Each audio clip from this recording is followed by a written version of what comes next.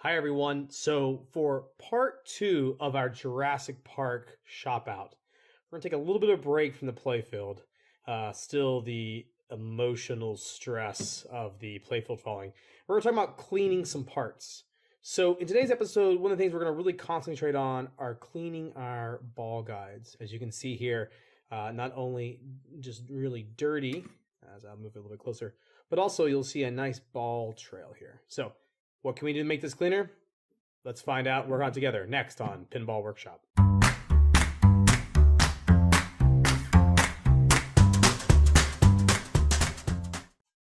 So we've got some ball guides here. You saw me take these off as part of the disassembly in part 1 of the video, the series. So what we want to do today is concentrate on cleaning these, because one thing that you'll find as you start to take parts off the playfield is that there are some things that you can clean very easy with cleaner, and then you'll find things like this. And to make this thing a mirror finish, we're going to have to take a couple steps before we get there. So the first step that you do with any part is to clean it. What I like to use and what I'll show here is Purple Power. Now again, I covered this in my walk around video for the workshop, but Purple Power is kind of my go-to cleaner degreaser. I know there's people out there and have written me already in comments saying, but Adam, it's too powerful. You need to use something like Simple Green instead. John's Arcade, he uses Simple Green for everything. Well, I like Purple Power. It's similar, but I think this does a little bit better job. So in a case like here, what we're going to do is go ahead and clean some pieces. And let's get these nice and clean, and then we'll go on to the step 2. So one thing I also want to mention is that when you're working on something, especially like this, that has very sharp edges or corners, or where you need to apply maybe a little bit more force, I tend to use more of these, I guess you'd call them shop towels. Think of them as like commercial side, industrial size strength paper towels. So instead of using what I have here on the floor, which is just a regular, these Bounty paper towels, I will use these, especially when cleaning key things. But when I need something that is a little bit more, has a little bit more strength and to it, that it won't just rip and leave a lot of little tiny paper towel pieces everywhere, I'll use something like this. Another thing as we talk about when we clean pinball playfields and pinball parts, if you're ever cleaning something, I would always suggest of spraying your cleaner or something on your surface in which you're rubbing with, instead of spraying directly on the part.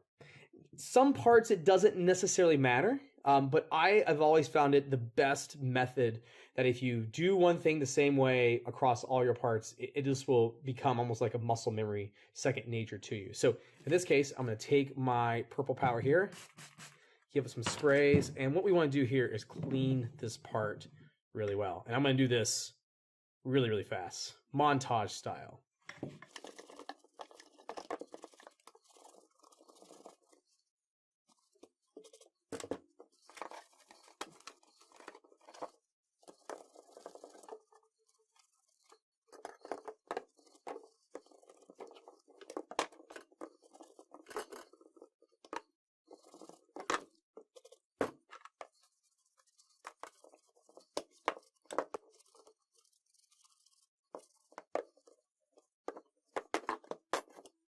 All right, so here we are. You can see that there definitely was some surface dirt that I could get off with the Purple Power, and we got that off. But as you can tell, although definitely cleaner, you still see that ball trail on this piece here. And in fact, it's one of those things that depending on the level of restore, you may say, hey, this is good enough. Maybe I scrub at this for a while, but I don't want to move any further. Now, what I like to show you is one of the other key tools that I use, which is a buffing and polishing wheel. So in order to do that, we've got to go upstairs and do that in the garage, because it's way too messy to do that down here in the workshop. So here we go. Let's go clean this a little bit more. All right, so here we are in the garage. The first thing we want to talk about is safety. So always wear protective eyewear when working on any type of equipment, in which could potentially cause you some type of eye damage. So I'll be wearing some protective eyewear. Now, this is a little bit a choice of your own. Since I'm not very good at buffing and polishing, I do wear heavy leather gloves. Now, I will say that there are people and videos online that you'll see that say, don't wear gloves. Gloves can get caught, on a tool and maybe cause your hand to get into the axle. So, I'm doing it because I'm comfortable with it, but both directions, just let you know that some people will say, don't recommend wearing gloves. I'm going to today. So what I have here is I've got a wheel over here that is a sewn wheel. So I will pick up the camera and walk around. So I have a wheel that's a stitched wheel, very hard stitch. It's a very kind of heavy fabric. It doesn't have a lot of give in it. And what I'm going to use for that is a polishing compound I lovingly call the green polishing compound. You can find all this information and find all this down in the description below of the wheel, the compound, and the buffing wheel that I've bought. But this is a little bit of a heavier, rougher compound, and I want a little bit of a heavier fabric buffing wheel on this side. On the other side, there's a little bit of a difference. You see there's a lot more play in this fabric wheel here, and there's a lot more give into this as well. So not only is this a little of a different wheel, but I'm also using a different polishing compound, this one being white. So this is a little bit more for a higher finish, gives you that mirror finish on the look of the part. So what we're going to do is we're going to actually take both of our ball guides here and be able to buff them and then polish them. Again, I'll try to show as I go a little bit more about how I hold the pieces and how we clean them appropriately.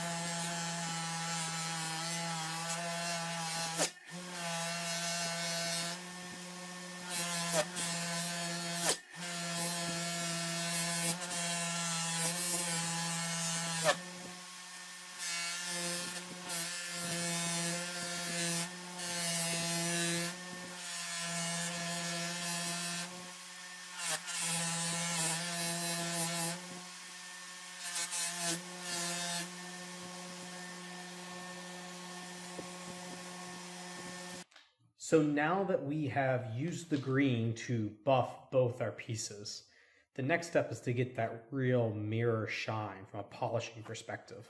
So again, you don't want to mix your green and your white fabric wheels, in this case your buffing wheels. So I use this wheel on this side with the white compound to do all my mirror polishing. So first thing I'll do is load up this wheel with some more buffing compound, and I'll get to doing these.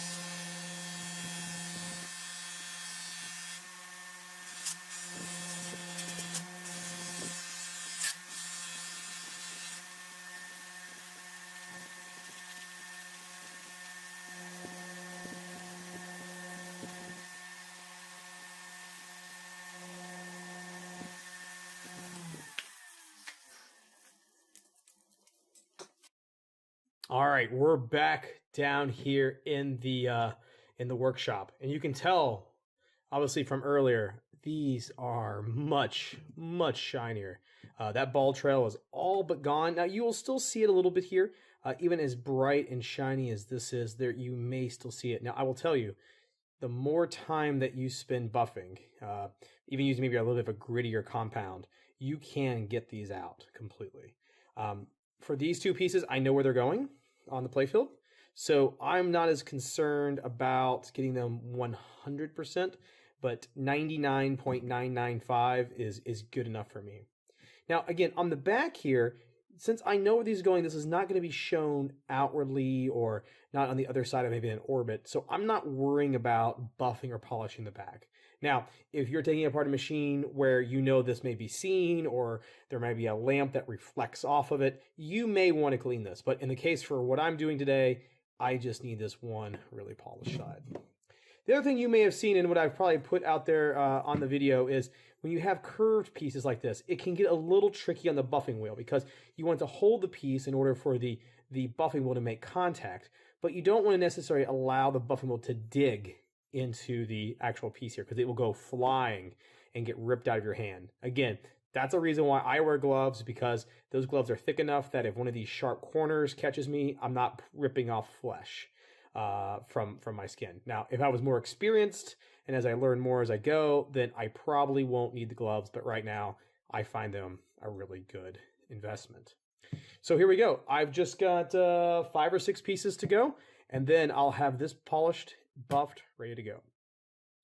Now, coming up after we finish these metal pieces, I do want to come back to the buffing and polishing wheel and show you how to buff and polish posts. That's something that we can also do that works out very well, and I'll show you a cool trick. And we'll save the cleaning of those posts as well as how to clean plastics and other things by using an ultrasonic cleaner in our next video. So thanks for watching so far, and we'll continue our Let's Shop Out Jurassic Park.